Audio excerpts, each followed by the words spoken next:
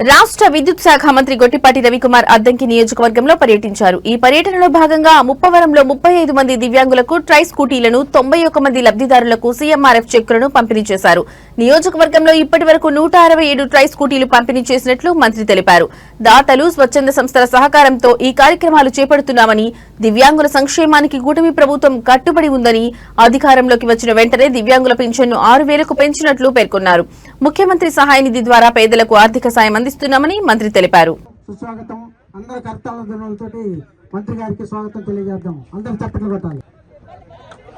వాళ్ళు కొట్టుకోవాలా. 1,50,000 రూపాయలు బండి ఎత్తుంటే 1 లీటర్ పెట్రోల్ తెచ్చుకోకపోతే అట్ట. ముప్పారం రౌతు విజయలక్ష్మి, ముప్పారం వెంకట నరేష్ బాబు, అసిస్టాఫ్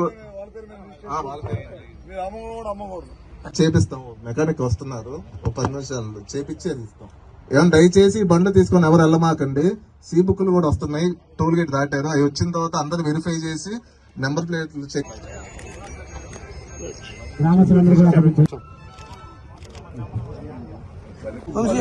మాట చెప్తారు.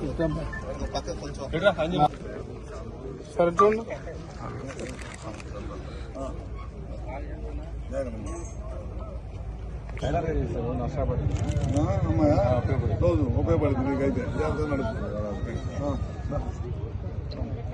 ఈరోజు ఈ 35 బోర్వెల్స్ కూడా సంబంధించిన వారు Andhra Pradesh solar department solar corporation అని ఆంధ్రప్రదేశ్ సోలార్ కార్పొరేషన్ డిపార్ట్మెంట్ లో సిఎస్ఆర్ గ్రాంట్ ద్వారా ఇవాళ 35 మందికి ఇస్తున్నాం.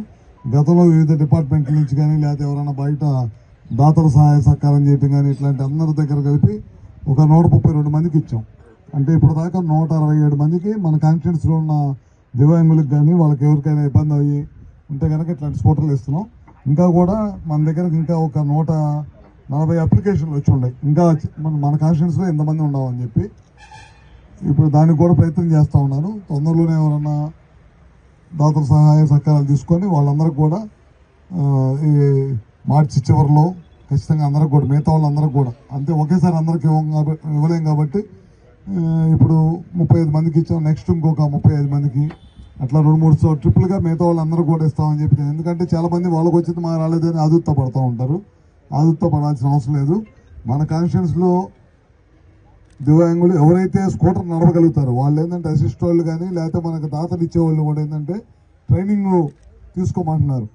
ఎందుకంటే మీకు ఇచ్చిన వెహికల్ మీకు ఉపయోగపడాలి, ఉపయోగపడి మీరు నడపడానికి ఉపయోగపడాలి. మీకు నడపడానికి ఉపయోగపడినప్పుడు వాళ్ళు ఇవ్వడానికి ఇష్టపడాలి. ఎందుకంటే కేవలం మీకున్న ఇబ్బందిని అధిగమించడం కోసమే